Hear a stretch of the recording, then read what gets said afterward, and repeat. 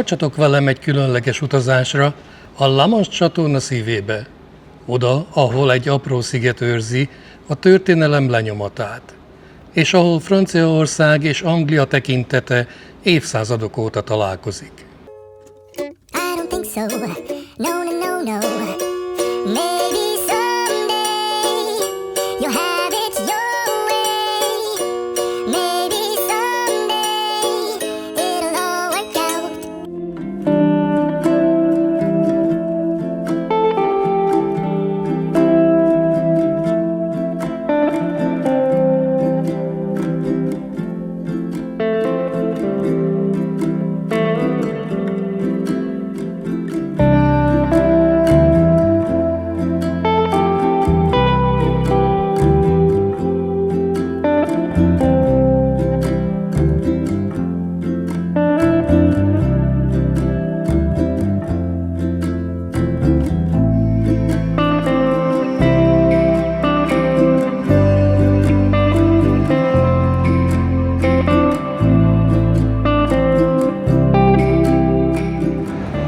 Ez Jersey.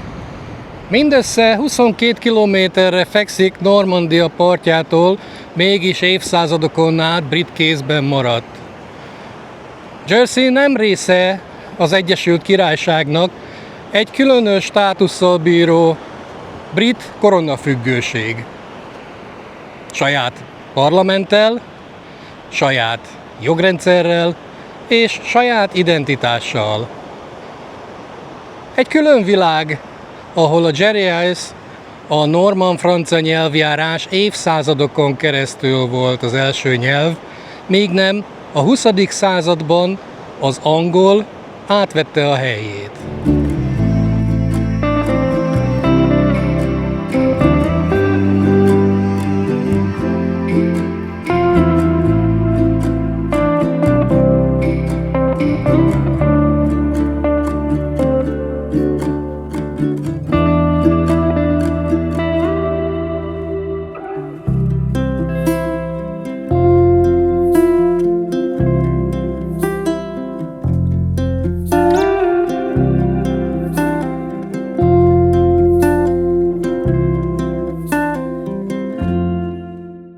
Ez St. Helier, Jersey fővárosa. Nem egy tipikus brit város.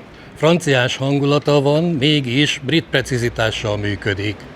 A tenger illata, a szűk utcák, a kávézók teraszai és a lassú tempó mind olyan életformát kínál, amely egyszerre nyugodt és pezsgő.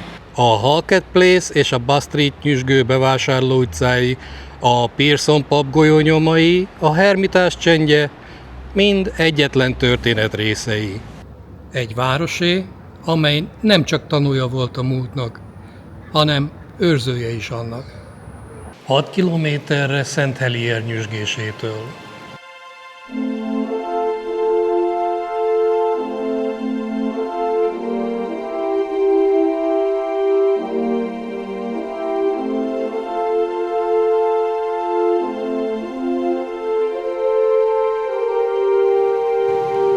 St. Lawrence településén egy másik világ nyílik meg.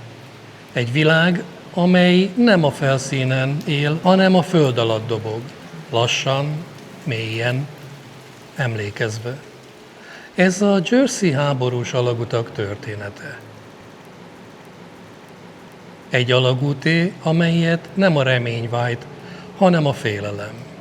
A náci megszállás idején, a második világháború legsötétebb éveiben több mint 1 kilométernyi járatrendszer épült.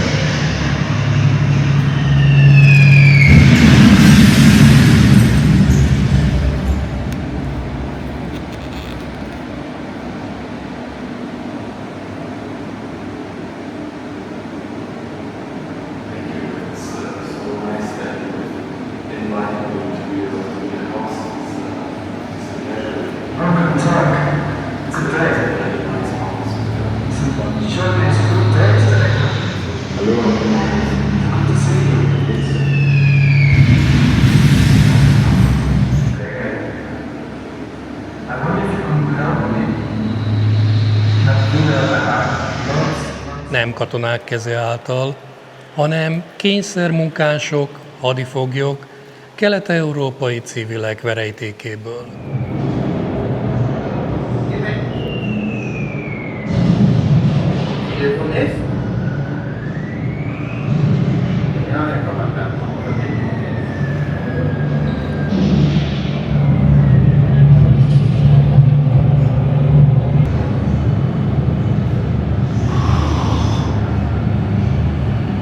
Olyan emberek építették, akiknek neveit ma már alig ismeri a világ, és akiknek szenvedése itt a falakban él tovább.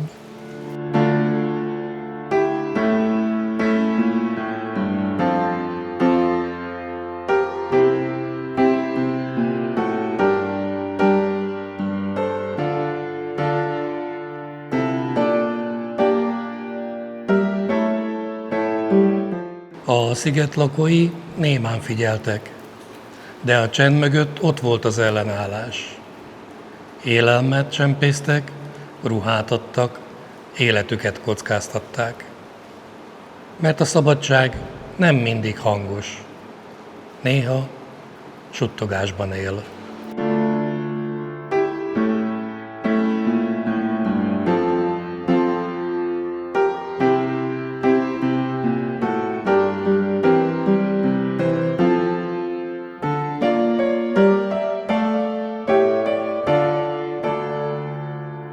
Az alagút nem csak katonai célokat szolgált, kórházként is működött, ahol akár 500 sebesültet is elláttak. Miközben a felszínen bombák robbantak, és a gázveszély minden lélegzetet fenyegetett, itt lent az életért harcoltak. Csendben, kitartóan.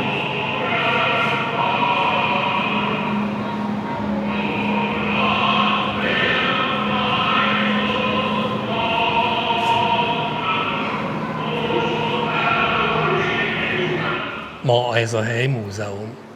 Nem vitrínbe zárt múlt, hanem élő emlékezet.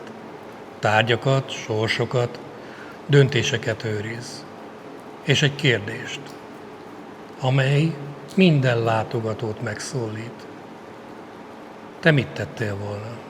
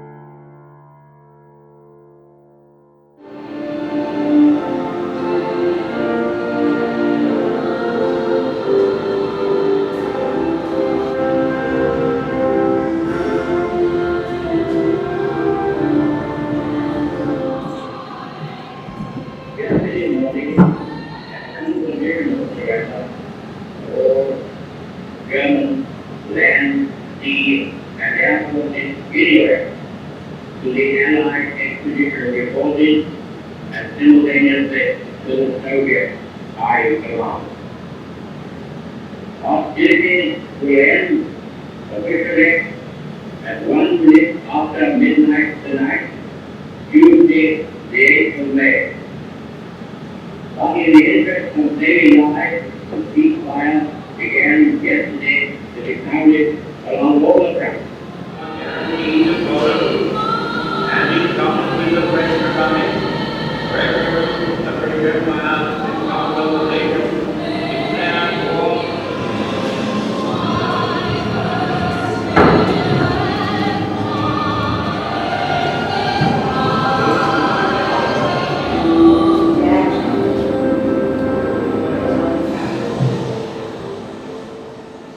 A kiállítás végén egy emlékszoba vár. Csendes, sötét, megrendítő. A falakon nevek és idézetek, amelyek nem engedik a múltat feledni.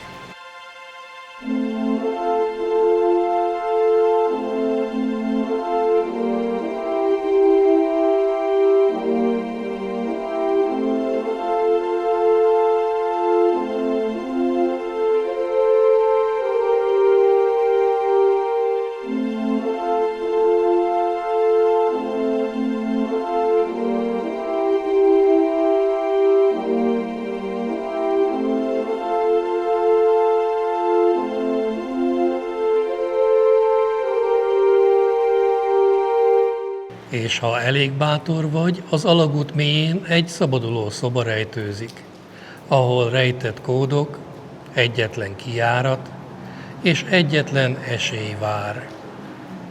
Nem játék, próbatétel. Ez a hely könnyen elérhető, de nehéz elfelejteni. Mert ez nem csak történelem, ez figyelmeztetés. Hogy a legsötétebb időkben is voltak, akik fényt gyújtottak.